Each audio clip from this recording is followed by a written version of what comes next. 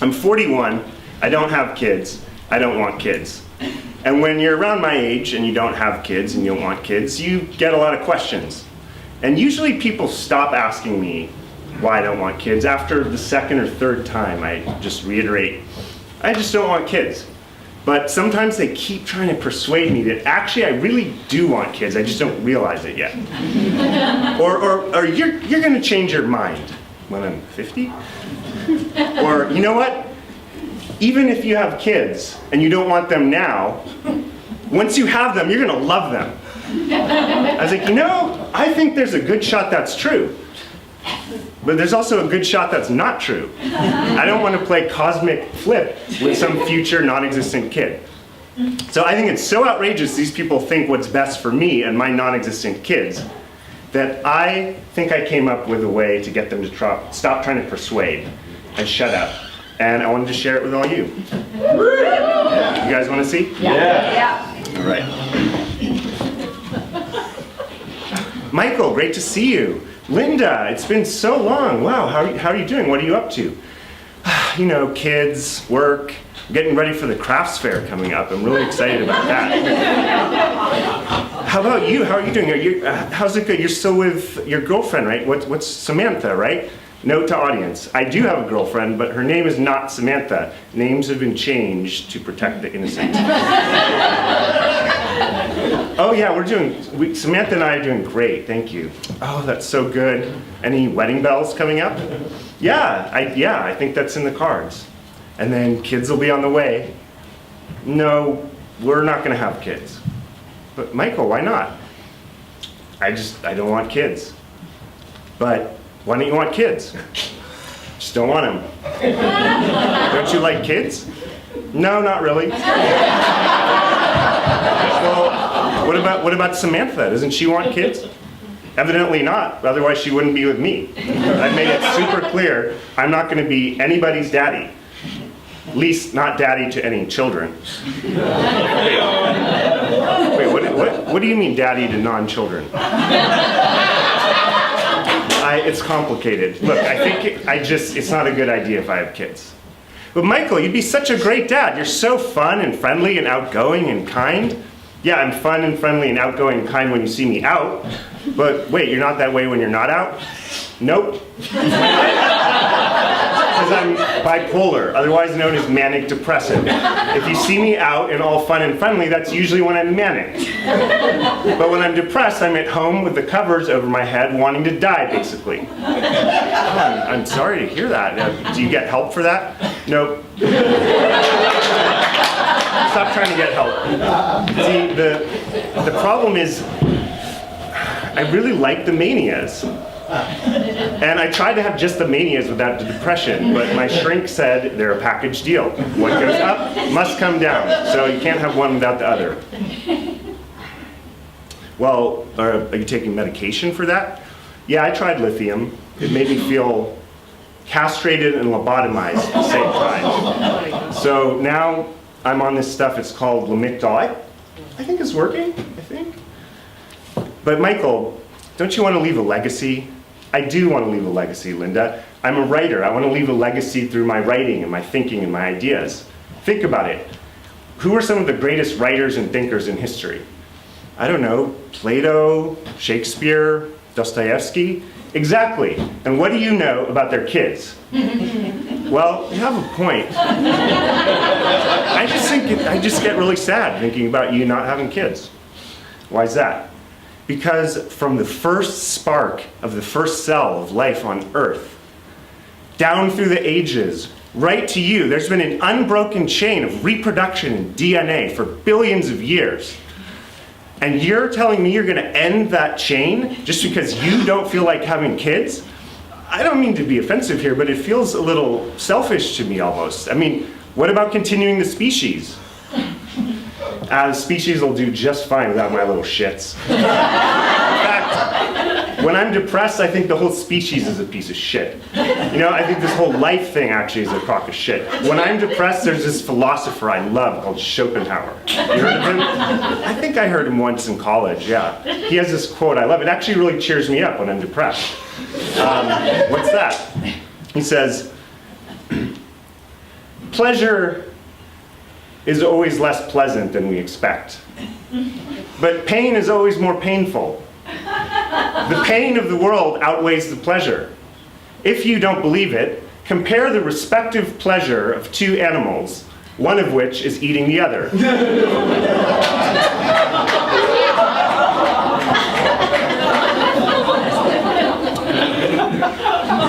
Wow. That's really existential. Yeah, well, that's just the depression. The mania is worse. What do you mean? Well, the depression is all about death. But the mania is all about birth. Well, there you go. You're into birth. No. I'm into doing the things that you have to do to get to the birth. The problem is, once you get there, the people stop doing that. And then sex becomes this afterthought that they fill in between PTA meetings and soccer games and crafts fairs. When I'm manic, that's the point. Sex is the point, and you're missing it. Wow, that seems kind of excessive and obsessive. Well, what's really excessive and obsessive is the role plays I do with my lovers. Wait, you have lovers? Does Samantha know about that? Of course she knows about it. I'm polyamorous. Well, what do you do with these lovers exactly? We're into this thing called age play. What's that? It means I like to pretend that I'm 9 years old and that I have a really hot 16-year-old babysitter and she seduces me. That is gross. Why would you be into that? Because when I was 9, I had a really hot 16-year-old babysitter. And I wish she would have fucking seduced me. Wow. Maybe you do need a little more therapy. See, Linda, this is why I don't want kids. Because you think that the reason I'm into this stuff is because something wrong happened to me, and that because I'm into it, I'm going to do something wrong to someone else. In fact, if you found out that if I had kids and you found out that I was into this age play, role play with other consenting adults, you probably wouldn't invite me to bring my kids to your kid's birthday party because you'd be afraid that I would contaminate your kids with my perversion, or that my kids would contaminate them because I perverted my kids. I didn't invite you to bring your kids to our birthday party. Well, not if you heard about the porn I'm going to make with my lovers. Wait, you're making porn? Yeah, I'm really excited about it. We came up with this innovative concept. We're calling it intergenerational orgies. What the fuck is that? Well, we're going to get men and women from every different generation, people in their 20s, their 30s, their 40s, their 50s, their 60s. We'll even try to get some women in their 70s and 80s. We'll get a couple 18 and 19-year-olds there just starting out their sexual career. That is disgusting. What's disgusting? That you would want an 18-year-old at an orgy, or an 80-year-old. Hey, an 80-year-old woman is a sexually wise woman, and she can share her sexual wisdom with the younger generations. And the younger generations starting out their career can absorb that sexual wisdom, because we in our culture don't have any intergenerational transfer of sexual wisdom. We have it in every other area, in religion, in education, in health, in blah, blah, blah, blah, blah. The one place we don't have the intergenerational transfer is through sexuality, and that's why things are so fucked up.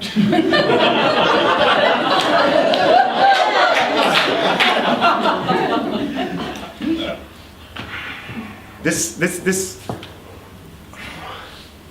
Todd would not be attracted to an 18-year-old girl. Our daughter's almost 18. Does Todd look at porn? I don't know. I haven't asked him. Well, you might want to ask. In fact, you might want to look at his browser history. Well, if he does, he is not looking at naked 18-year-old girls. What the fuck do you think he's looking at? Nice 41-year-old couples having sex after their romantic date and dinner night? Do you know what the #1 search term on Pornhub is for both men and women searching? Teen.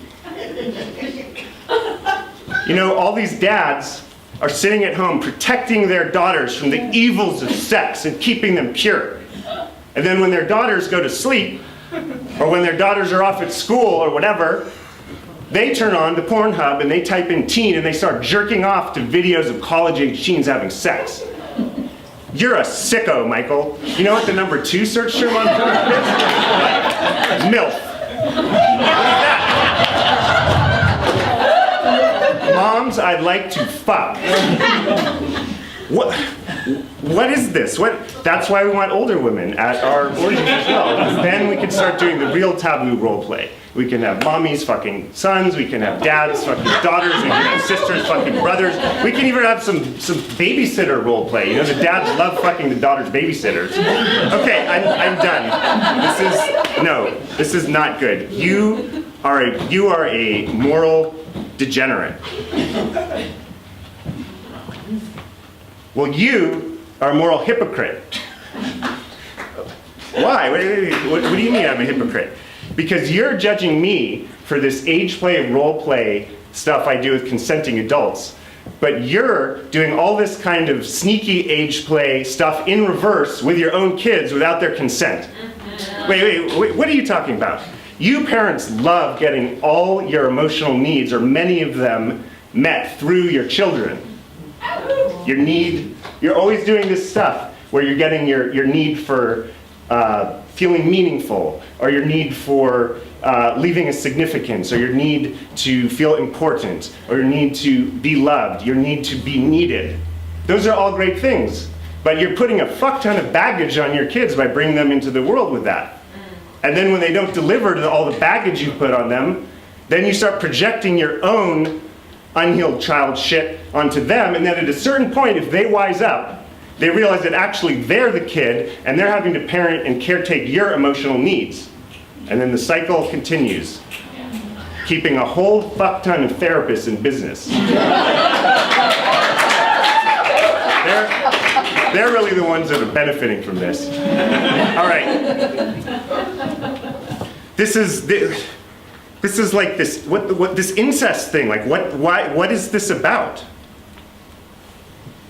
All sex is an incest fetish. Okay, haven't you read any Freud? What does Freud have to do with this? Freud has everything to do with this, everything. Like what? Freud said that our earliest sexual imprints were from our parents. Sucking breasts, having our wee-wees cleaned, having our buttholes wiped, being spanked. You don't think kids sometimes enjoy that stuff? No. Children do not have any sexuality. That's not what Freud said. Well, fuck Freud then. Freud said that infantile sexual attraction towards your parents is one of the most fundamental drives in all of human existence, and thus the taboo against incest was the very starting point of civilization. Well, see, it's a taboo. Exactly, taboos are sexy. The forbidden fruit. You know what's even sexier? Eating the forbidden fruit. You think it's only guys who are into this? You should go and read the erotica section of Amazon Kindle and start just perusing around there. It's mostly written by women and is read by women. And man, they are kinky and twisted. There's stepbrothers, there's stepfathers, there's aliens, I'm serious, go look at it. And then the only reason there's not the stepbrothers, and it's the stepbrothers and the stepfathers, they actually want it the non-step, but Amazon censors it, so they go and have these forums where women talk about how they can use code words to get around these censors and read their taboo erotica, which is what they want. I want to write that stuff too. All right, I'm done. I gotta go. I hope you would not have talked about this stuff if my kids were around. Of course I wouldn't have talked about it with your kids who were around. But that's the thing. You think that because I'm kinky as fuck, just like millions of other Americans, that I would actually want to do something or would do something inappropriate with your kids or my kids or someone else's kids.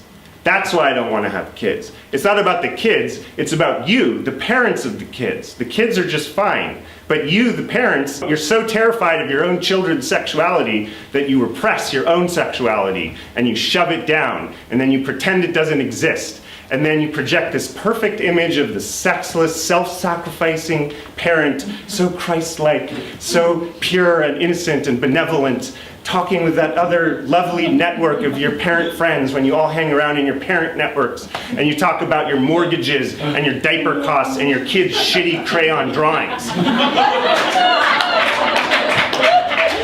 You know what, Michael? I'm glad you're not having kids. You should not have kids. In fact, you shouldn't be anywhere near kids. I rest my case.